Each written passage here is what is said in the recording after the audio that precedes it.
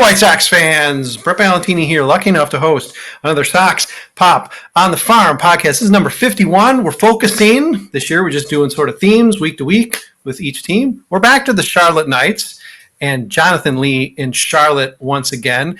Only slightly less MacGyvering for this podcast this time around, but again, the product, the look. I was ready for you today, Brett. I was ready for you. I didn't get to walk with you through the park. One thing I'm worried about is I have a little bit of an allergy issue, but I have my tissue box is right here. All right. If I have a sneezing episode, I'm ready to go. Okay. And it'll make the outtakes at the end of the year. So perfect. You know, we are a point and shoot podcast, so it's dangerous. You get a sneezing fit, it might just stay in, but that's a good time to squeeze in our commercial break. So the point is, if there is a sneezing fit on either one of our sides, I got a little allergy myself, and we go immediately to commercial, don't freak out. It's just, we're trying to make use of our time. Yes, Jonathan, off of the IL, brief one-day IL, brief MacGyvering for this podcast, but we're back and ready to talk some Charlotte Knights. You've observed plenty already. Rain out here and there. I mean, at least the end of this last series got rained out. The team itself started rough, and playing the Norfolk Tides is not going to help you there. But rebounding at this point to 8-12, I would argue probably better than folks would have expected maybe going in. Overall assessment, 3 of 5 in this last series. Of the team itself, AAA is, I guess, by nature now sort of a level in flux. But given all that, what have you seen from these guys? And impressed or disappointed? No, I'm impressed. I don't remember the last time the Knights won a series. It's been a while. And, down here we'll take, after almost 100-loss season, we'll take every single win we can take down here. So, they've been good, especially in the last week. If you look at the numbers, yes, they're 8-12, which it's basically everybody's going to be around the 500 level. I would imagine in the minor leagues. But if you look at their run differential, they're only minus 26, and they've given up less. They've already this year given up 4 less runs than the Norfolk Tides have. So they're at 137, and Norfolk's at 141. So, okay. They got blasted in that first series, but they've rebounded very nicely. So you heard it here. Jonathan Lee has thrown it down and said, you know what? Knights better than the Norfolk Tides. I like that kind of confidence. And I'm not going that far.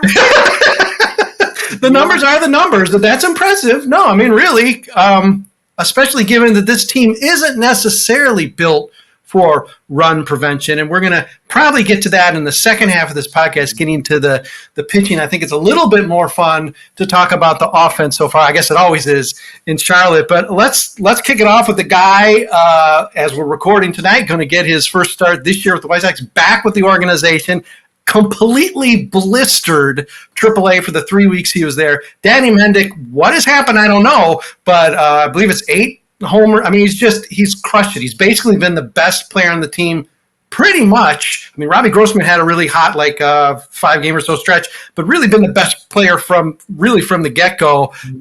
Is there anything different aside from the fact he's just mashing hell out of the ball? I mean, he's back. He's a 30-year-old guy, so not certainly past the sell-by date on the prospect status, but a guy for a White Sox team that cannot hit the ball. You'd think he's got to be able to help. If anything translates at all from Charlotte, he's got to be able to help the White Sox. You would think so, and home runs in 5 straight games. So It's been really, really impressive. And not only just home runs, but he's getting the singles, he's getting the doubles, he's playing good defense. So overall, you really can't complain with. I mean, he is who he is. He's not a home run hitter. He's not going to be a power guy. He's just having a really good stretch. Plenty of guys have had. European Mercedes had a really good stretch. Yep. You know what I mean? It's really just about capitalizing on this stretch, and he forced a move. He forced the White Sox to go and go get him. And this is what the minors are all about. You make yourself be seen, and that's what he's done. Yeah. And it's tricky because, Mendick comes back. He's obviously not on the 40-man, isn't going to be on the 40-man until he has to be, which is today. And so then you end up risking Zach Remillard, which is sort of like doppelganger Mendick, to waivers. But that's also the name of this, too. These guys are sort of in the 4A spot where it's like if you get hot if there's an injury, or certainly if you get hot and force your way onto the team, which you would have thought this call maybe came a few days ago, given the fact that the Sox, it seems like they haven't scored pretty much all year. But I mean, yeah, as you just said, forcing the move at age 30 at a position where the White Sox are fairly covered, if you can call what they have in the Major League roster covered, that's impressive. And to do it really in as short a period of time as he did, I mean, really, hats off to the guy, because certainly unexpected. Yeah, and he's shown that he can obviously play multiple positions, infield, outfield, and we know he can pitch. So he'll be able to take the ball. Hopefully that situation doesn't come up. But I mean, if it comes up, hey, he's an arm who can pitch. He's shown that he can pitch. He struck out a couple of guys down here. He has appearances. He's got that inning against the Norfolk Tides forever. I mean, sure, I guess he got the weird loss because of the guy in second, whatever. But he struck out like top prospects. I mean, we can joke, but, hey, I hope he kept the ball from that game because, geez, that ain't nothing. Yeah, he can't pitch. He was throwing eephus pitches. It was great. It was fun to watch. And it's position versatility. So he's able to, like we said, play multiple positions and affect the game in multiple ways. And but once again, he is what he is. He's only going to be what he is. He's not going to be a power guy. You already know what you're getting with Danny Mendick. So when you come up, and he's not going to come in here and be a power guy, but he's going to be a useful bat, hopefully, moving into the future here until everybody can get healthy.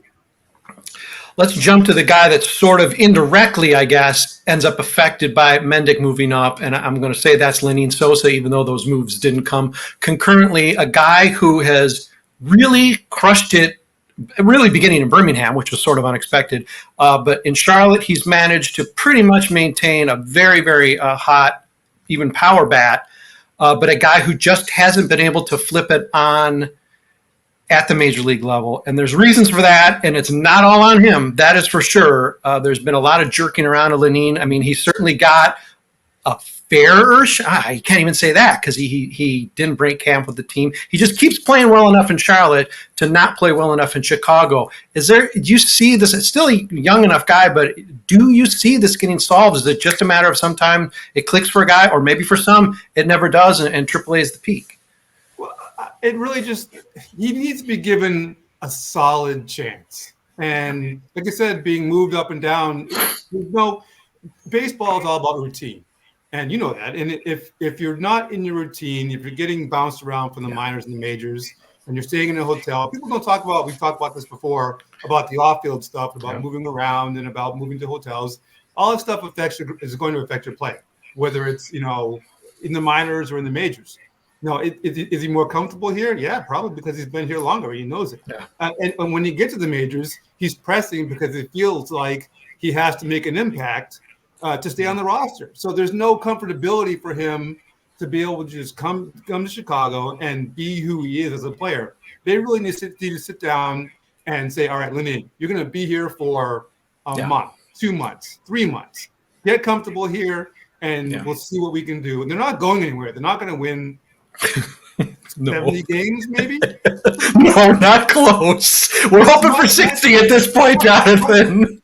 My thing is, why not just leave him there and see what you have with him? Because just moving him around like this, there's no way he can be comfortable and be effective and be the guy you want him to be if you keep moving him around. Paul DeYoung and Nicky Lopez, they don't need to be accruing service time for a team that's going to struggle to win 60 games. And maybe we will see some of these moves as the season goes on, and as I guess whatever hope on the South Side is there, I can't imagine there is any, but whatever hope is truly extinguished, maybe we'll start seeing some of those moves. And Sosa, regardless if he does, and other guys down there right now, Deloach, a number of other guys might say, regardless of what they've done with their opportunity in Charlotte, they might just find themselves at the major league level because there is nothing to play for this season, not even getting out of last place, as if that really counts for anything. Right. But on the other hand, Lenyn should probably be happy he didn't just get traded out of the organization at random like Jose Rodriguez did. So, they must like him a little bit more than that because they didn't just decide to dump him. By the way, on a better organization and a better team, the Philadelphia Phillies. Funny how he can find a spot there. I think they definitely I think they definitely see something in him. But once again, it's just you got to give the guy a chance. You got to give this guy a solid chance to perform every day to see what he really has. That's this guy's amateur opinion. So take it for what it is. But I mean, I'm not the one obviously making decisions. I'm sitting here in South North Carolina, not on 35th and Shields. So it's from everybody's. Just give the guy a chance and see what you have with him. And Jonathan, say what you want, but I would beg you to be. Really, any of us could be there and do a better job, but I got a special enough feeling to say, give Jonathan a shot. White Sox. Let's give him a chance. Jeez, man. Yeah, okay, Chris Getz. Okay, let's shift over. We'll stay in the infield because super hyped guy who's ready, the guy who has a spot, the guy who's always going to get his reps, providing he can stay healthy, is Colson Montgomery. It hasn't been a gangbuster start to a season, nothing to overreact to, but what are you seeing in Colson, and does every week that goes by that he's not really clicking make it more likely he might not even see the South Side this year? As far as he goes, it's really about what is their timeline and how does his timeline match up with their timeline. So I fully expect him to be here for a majority of the season. I feel like there's no reason to bring him up, but if you're trying to accelerate your timeline into next year, bring him up at the All-Star break. You're right. He struggled this year. He's had a bunch of 0 for 4s, but he's been great in the field. He's been fantastic in the field. And, he's the prototypical shortstop, 6'2", 6'3", rangy, can make all the plays. He's been great in the field, but he's struggling at the plate. And, this is something he'll have to work through in the season, during the season. That's good to know, because certainly the big question mark is, okay, shortstop of the future, where, et cetera, et cetera. And it was not determined, I would say, up maybe to this point, that shortstop was his position. Of course, just a few weeks isn't saying that, but just the idea that you're coming away impressed, realizing he is actually adding value to the Knights when he's not even hitting in the field, when you really would have thought going into the season the opposite would be true, I would say is a huge feather for him, because I think he was a big question mark, and the whole idea he's got the size, so he'll shift to third base, or whatever it would have been. It's sort of a relief to know that, at least early going, that, shortstop is not going to necessarily be beyond the realm for him. That's encouraging. He's made all the plays at shortstop. Whether he has the range to his left or his right, covering second base on double plays, he's been great. So if defense is what they're looking for off the bat, he can step right up and do that. So and his bat will come along. Everybody knows his bat will come along. It's just a matter of when. So I would say leave him down here for at least half the season, and then see where you are July. Yeah. It's the team. Maybe we'll have won 20 games by then. Okay. All right. Shifting now. We're jumping all over the place because we're going from guys who are maybe coddled and babied and a lot of love for them to the ones that are treated rather poorly. Let's talk about one of the latter, and that is Oscar Colás, who really gets jerked around by this organization. Arguably, this time last year, he was, I wouldn't say handed, he won the right field job in spring training and almost immediately had that taken from him. White Sox would say it's because of laggard behavior on the field, or maybe with practice habits. It doesn't seem to really pass the eye test there. This year, I believe he came up for a game and he went back to Charlotte. So they certainly are continuing to jerk this guy around. Even if it was warranted, it's like, why would you do this to a guy that you invested fairly heavily in, and who, by the way, there's nothing blocking anyone to play pretty much anywhere in the outfield, especially when Luis Robert is, out half or a third of the season each year. So it's wide open. I'm not really sure why you yanked the guy around. He's been, by all accounts, pretty terrific in Charlotte. Really, pretty much second to Mendick, with the bat. What are you seeing from him? And again, is he a guy who, at some point, is he going to be able to turn a corner and maybe do something at the major league level instead of just being a AAA All-Star? Well, I feel like he's gonna been the opposite of Sosa, when he's actually had a chance and had opportunities and wasn't able to take advantage of those opportunities. Now, is that a situation where, like you said, is it on him? Is it a performance thing? that's for other people to determine. I think that he's playing well enough here. He's not doing anything to, be pushed out of here. I mean, I just feel like it's a numbers game. He's not, unlike Danny Mendick, he's not pushing himself into Chicago. Yeah. His play isn't, so outlandish that he's pushing himself, and he's just kind of here and going to the ballpark every day and getting his 4 at bats and making his plays. There's nothing that's overly great or overly bad. He's just kind of like here. Yeah.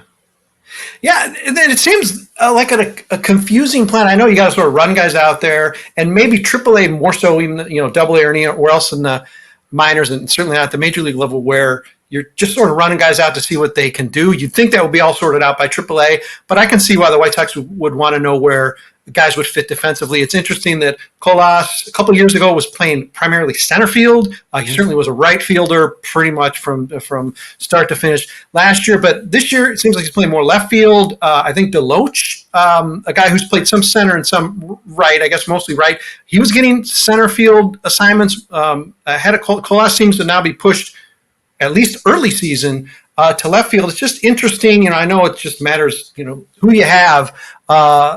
But, is there something you've seen Oscar doing defensively, that's sort of made him look more like a left fielder? I mean, we know he's got an arm, so it's odd that he's been thrown in left field when that does seem to be the one spot you wouldn't necessarily put him in the outfield. Well, I don't think he's a center fielder. I mean, he doesn't have the range for center field. Sure. I think that's pretty obvious. So, I mean, he's got, if you look at his legs, they're tree stumps.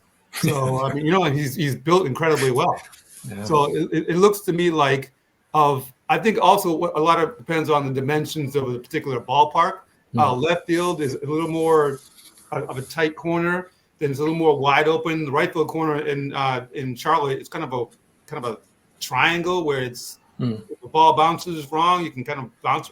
So I feel like if you're playing on the left side in left field, it's a little more regular versus playing in the right field where you can bounce around. It's a little more, shall we say, like.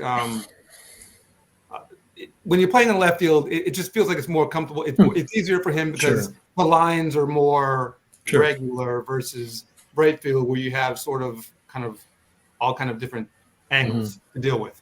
And playing outfield is all about playing angles, and that's when you're playing against the walls and the fences, you gotta know the angles. And maybe the White Sox are looking out for Colás, because no excuses to get deeper into Pedro Grifal's doghouse, because the manager just doesn't seem to like him. So, misplaying balls in right field where there's more of a ping pong or pinball effect than left. All right, maybe the White Sox are looking out for Oscar, or maybe he won't see this outside all the rest of this year. All right. Last thing, other than other stuff you might want to throw at me about the bats that I want to bring up, is a somewhat odd catching situation in Charlotte. We had Max Stassi, who has gotten hurt to the point where he's on the 60-day IL. I thought from the start he was maybe going to just be shelved all year because the White Sox didn't really need him. He was sort of an insurance policy. Anyhow, he was in a rehab assignment in Charlotte, got hurt, and now he's gone. There are 2 catchers there now, Adam Hackenberg, I believe, and Carlos Pérez.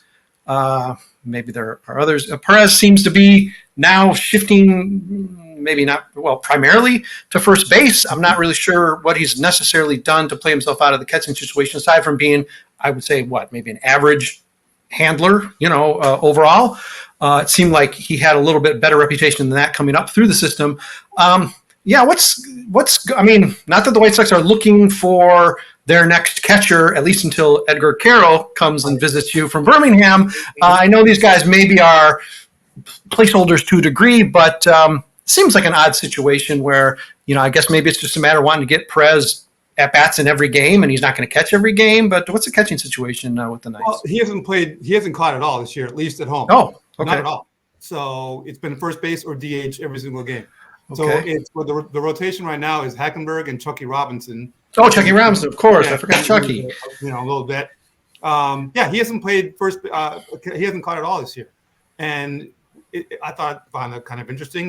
But maybe so. This is an opportunity for him to show his versatility and being able to move him around not only on the base path but also in the lineup, because he's hitting cleanup one day, he's hitting sixth another day, he's hitting seventh another day. So it's really for him, it's an opportunity for him to show versatility in the lineup and defensively. But yeah, right now it is Hackenberg and it is Robinson, and that's how we're rolling until we get Edgar from up here. Yeah, and Chuckie, geez, forgive me, Chuckie, because he impressed in spring training. He became, I dare say, a bit of a fan favorite. He's certainly a staff favorite with us, and a guy who does have a little taste in the majors. He certainly seems like he can just handle the job. Adam Hackenberg, a younger guy, just might not be ready for the call-up if need be. Carlos Pérez apparently is no longer a catcher, so not really an option there. Chuckie is a guy, if they need to plug him in, I mean, he's serving the role there where he is sort of like, your prototypical 4A catcher. And when there's an opportunity, he's going to plug in and maybe do all right. And he's going to end up back in, Charlotte, and he's going to just, play it out. We've had guys, there are guys in Charlotte every year who are sort of filling that sort of role. But he's a guy that if needed, and again, pending Quero coming in and assuming he's not going to just zoom up to the south side, he's a guy who has a stopgap and maybe a stopgap plus could really do the job, whether, doing it with the Knights now or perhaps even at the White Sox level. He's a nice addition to the team, given that the catching situation in Charlotte's been so strange over the years, mostly with guys who can't really catch. Chuckie is a guy who can do that. He basically brings every element of the game to the field. There's not an obvious super huge strength, but also not an obvious weakness. Yeah, I would agree with that. And I think he's a consummate professional catcher. And, he knows how to handle a pitching staff. He knows how to handle, the managers. He knows how to handle all of his teammates. I've talked to him a couple of times. Seems like a good guy. He's the kind of guy you want around if you are developing a culture. He seems like a good guy and a solid guy to have around. And as far as Carlos Pérez, if the White Sox want to bring Pérez up, they already know he can catch. What they're trying to do is see if they can, be versatile and play first base or be a DH, for a spot here and there. So they already know he can catch. So as far as he goes, his position is pretty much set.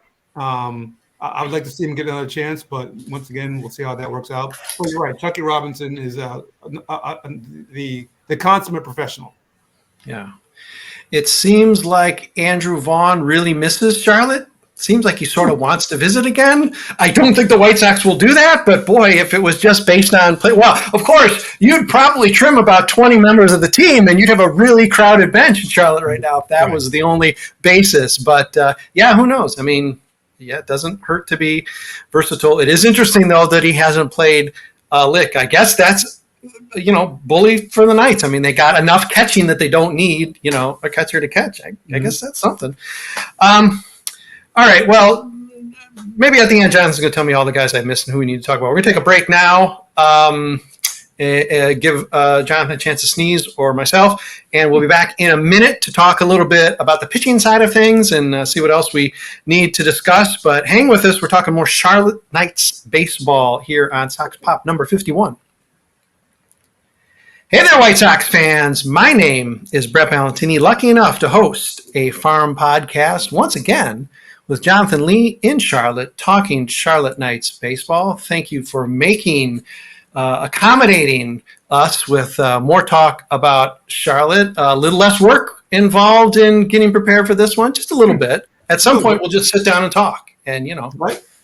the Wi-Fi will work at the ballpark or whatever, and or there'll be a new challenge. You'll be on the field next or in the dugout next. I was thinking about that. I was thinking about being on the field, but that brings up a whole bunch of different challenges that we're not going to do.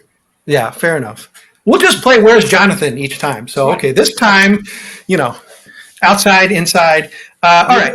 Maybe I'll go from the cages inside. Maybe that'll be the next thing. Okay.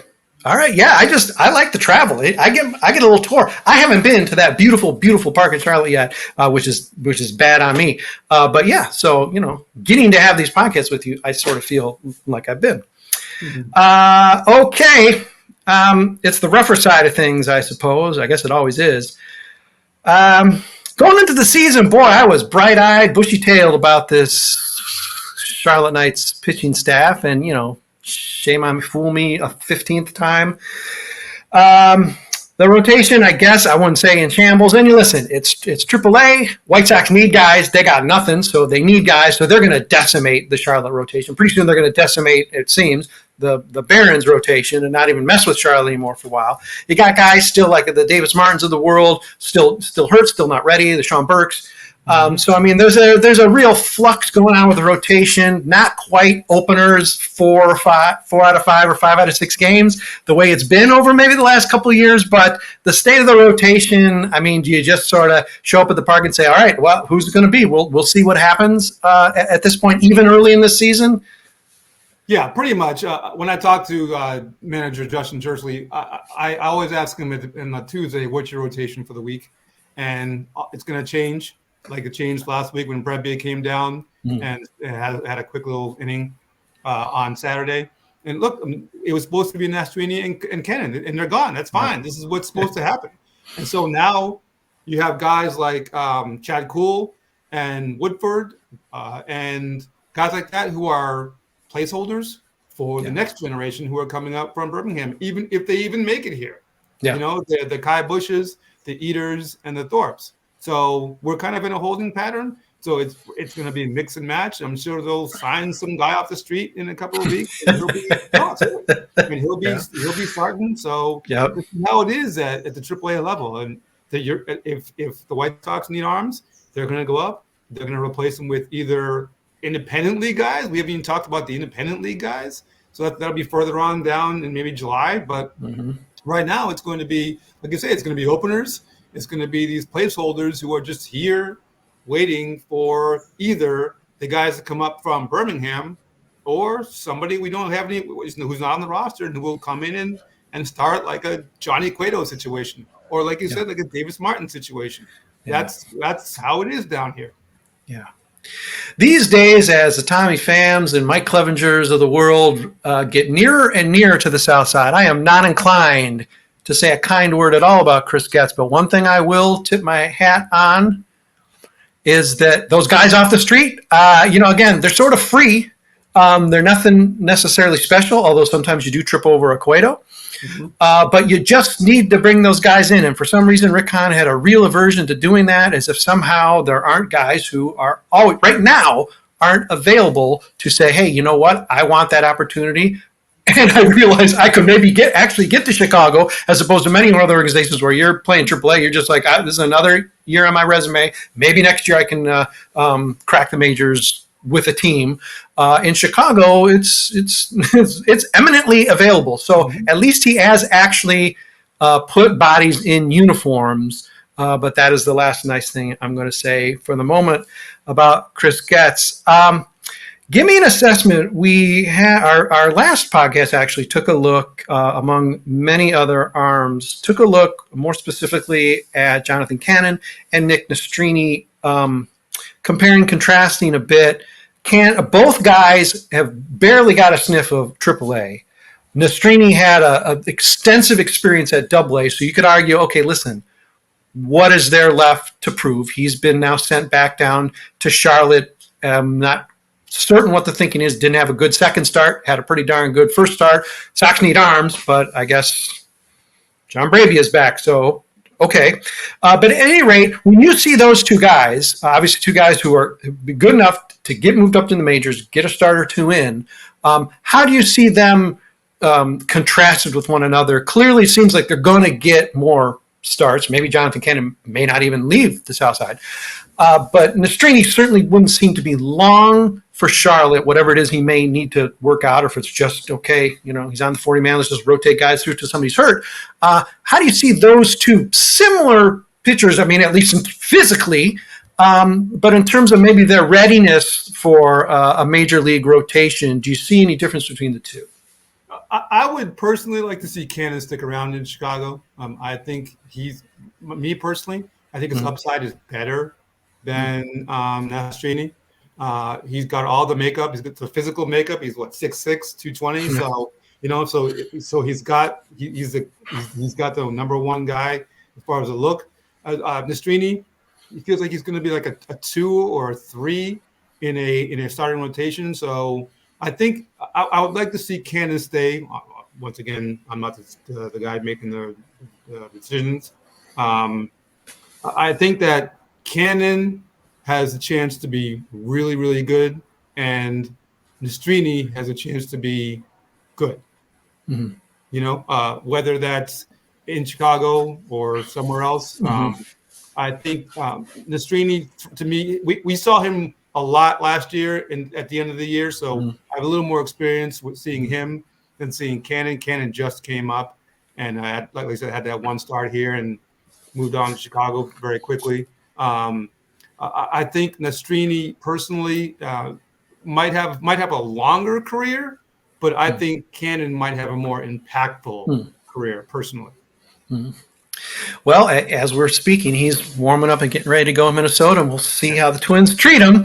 Because who knows? He may be getting his bus ticket punched as soon as tomorrow, or hey, he may forge his way into year-long rotation with the White Sox. So there will be opportunities. And so there it is, Jonathan Lee, clearly siding with Team Jonathan there in terms of the Cannon-Nastrini debate. Can't blame him there at all. You already offhand mentioned speaking to him a few times and even heading into the season, Justin Jirschele, in terms of how he's handled things. Again, he's got, I don't want to say ragtag per se, but I mean, it's definitely a level now more than ever that's in flux.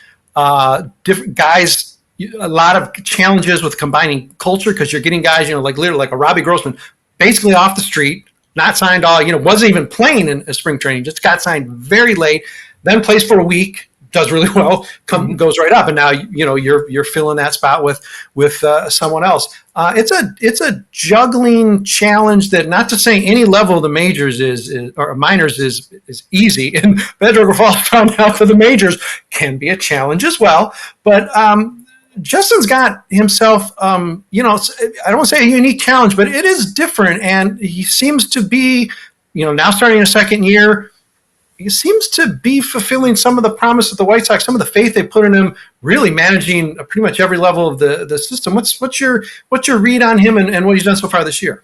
Yeah, he's been good. And he's a great communicator from what we see from afar. We see him during batting practice. He's a great communicator with his team. He brought in, I guess the White Sox brought in, he's got a new bench coach, a new pitching coach. Cam Seitzer is still here, the hitting coach, so a little bit of continuity from last year. But you're right, he's been, I think the talent also is a little bit better than it was last year, so that's helping a little bit. But he's making all the right decisions as far as, I shouldn't say all the right decisions, but he's making once again, the manager at the AAA level is also, a lot of the cues he's taking are from up high. So he's only the things that he's deciding aren't necessarily his. It's he's being told, from afar or from up high what to do with this guy, what to do with that guy. But in game, he's great. With the team, he's great. Communicating with us, he's great. So I think once again, he's learning every day. He's learning to be a better AAA manager. And when we talked to him in the preseason, he said that he learns best by losing and learning from loss. So, like we said in the preseason, that he did a lot of learning last year because he did a lot of losing last year. Yes. And so he's taking those lessons from last year, and he's turning them into positives this year. The jokes write themselves, Jonathan. Yes, they do. Yes, master's degree in losing. Justin, we love you. Okay, listen. All right, I'm going off the board with a question here because why not? You're going to find I do this with you here and there. Charlie Montoyo is the bench coach in Chicago. It's presumed that note my hope when I say when Pedro Grifol is fired, that Charlie Montoyo is the logical candidate because, hey, Jerry Reinsdorf's already paying him. We know how important that is in terms of personnel decisions when it comes to Jerry Reinsdorf. However, he's also paying AAA manager directly or indirectly, Justin Jirschele. So, what are the odds that you think that, given that he has some rep in the organization, I don't know what his, Getz relationship is, right? But I would think that would be plan B, if not plan A. Your thoughts maybe. Clearly, he's ready from the standpoint of learning from losing. So in that case, he should be in the majors right now, especially on the south side. But do you think that would be jumping the gun?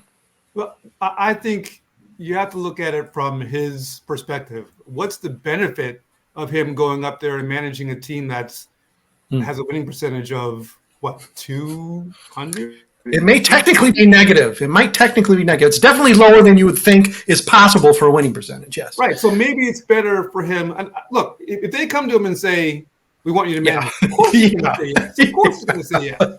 But maybe it's better for him to continue to grow here on the AAA level and continue to have big leaguers come down that he can interact with on a daily basis and get that experience, so you can take that with him on the next step of his journey. Eventually, they all want to be manager. But right now, maybe the best place for him is to be here for the whole year and learn and soak it all in, learn all you can. And if they make that call and they want you to come up, okay. But it might be a situation where you're walking into, I think we already know it's going to be a bad situation. But and who's to say that you're going to be the long-term guy if they end up, so maybe it could just be, I'm here, let me fulfill my time here, and then we'll see what happens later on. Because sometimes moving up isn't moving up. Sometimes it's moving down. Case in point, the 2024 Chicago White Sox. Right. Yes. Nobody is going to pass up a managerial job. Nobody's going to pass up a head coaching job in the NFL. So, but you have to look at it like, all right, sometimes, like I said, it might be, the grass might be greener down here than it is up there. I mean, Ricky Renteria was hosed by not one, but both Chicago major league teams. So, it's not, again, and he's going to say, oh, no, sorry, I'm going to pass on this one because the opportunity is still going to come. Hey, unfortunately, when your number comes up on the roulette wheel, you just got to take it. And unfortunately, if for Jirschele, it's this now, he is probably going to have to take a but, as Justin Jirschele's anger interpreter Jonathan Lee says, he would be right. He would be right to say, I love the opportunity, but let me think about it for the entirety of this year. Consult me about the budget for free agents next year, and maybe in 2025. Let me give you a for instance. Okay. This is moving over to another sport because this is a little Chicago-Charlotte tie-in. The general manager of the Carolina Panthers, Scott Fitterer, last year traded with the Bears to go get that Bryce Young. Great. He traded what ended up being the number one overall pick. Look, and I guarantee he will never be a general manager again because of that one move. He'll be assistant GM, but you got your chance. You messed it up by making one of the worst trades. Well, maybe we'll see what Bryce Young does. But once again, it's like it's not apples to apples, but it's when you get your chance, you have to be able to take advantage of it. Yeah. Okay. So I mean, I'm not trying to hype it. Justin, please don't pack your bags or anything. We're just we're having fun. We like him down here. Okay, that's fair. All right, we'll go with that. Yes, came in Charlotte. He's beloved in Charlotte now, starting his second year. And hey, listen, winning some games. 400 in Charlotte, or basically within that shouting distance of 500. Hey, we'll take it any day of the week, especially given the system that the White Sox have and the tendency, at least sometimes, to bypass AAA entirely. You don't even get a taste or a long taste of some of the very best talent, which is, sort of a bummer. But some guys are coming. You got some Quero around the corner. You got Thor, Firiarte. You got some guys. Birmingham is burgeoning. So yes, there definitely will be some guys in Charlotte to bolster that team, and this could be a team that's better than 500 this year, because you get any amount of that talent coming up, and there are guys who are ready, and they are probably going to spring fairly quickly. I mean, that's only going to improve the fortunes of the Charlotte Knights and Justin Jirschele's prospects to be the manager of the 2024 or 2025 White Sox. So again, all right, I won't say it again. Anything I am missing? Anyone we need to talk about? I mean, I completely bypassed the bullpen, but I mean, I don't know if there's anything too notable there. Somebody missed that we need to know about until we speak again in a month or so. I think we pretty much covered it. I mean, bullpen's been spotty. They've been great up until maybe a week ago when they gave up 5 runs in this last game. Yeah. It happens, whatever. But it seems to be, once again, there's a lame Ramseys down there. There's a couple of good guys who are kind of hanging out down there. But I think overall, the pitching staff overall has been lights out better than it was last year. They were just hemorrhaging. Oh my God. And if you looked at when the season started, I went to probably 80% of the rosters of the other teams in the MILB at the AAA level looking for former Charlotte Knights who were here last year on the team. The Yobert Sanchez's, the Laz Rivera's. And, we found them. We found, Nate Mondu's in Sacramento, whatever. I didn't see one guy from the pitching staff last year who was in another organization. Yeah. Now, I don't know what that means for that person individually or if that's indictment on the pitching staff as a whole, but I looked around a lot, and I didn't see one guy who moved on to another place from last year's staff. And I'm not going to say anything more than that. Well, but we just saw former Southside Sox writer Platino Pérez. He just made his debut in the Mexican League. That's not AAA. That's definitely not AAA. So I mean, case in point, good. That's an interesting search, and I appreciate that research. It confirms probably what we could have guessed, but it's good to know because goodness gracious, yes, that will not happen next year. There is actual talent here, and some of it is going to just get shuttled up by merit or not. Shuttled up to Chicago because you just need those guys. Lane Ramsey is, he's just one injury away to getting some more time on the South Side, and so on and so on. And again, where some legitimate talent is definitely coming. You can hear the rumbling. It's all the way in Alabama, but you can hear the rumbling. There is some talent that's going to stampede into Charlotte and make second half, or maybe even as soon as next month, a lot more exciting, which is when we'll be checking in again with Jonathan Lee.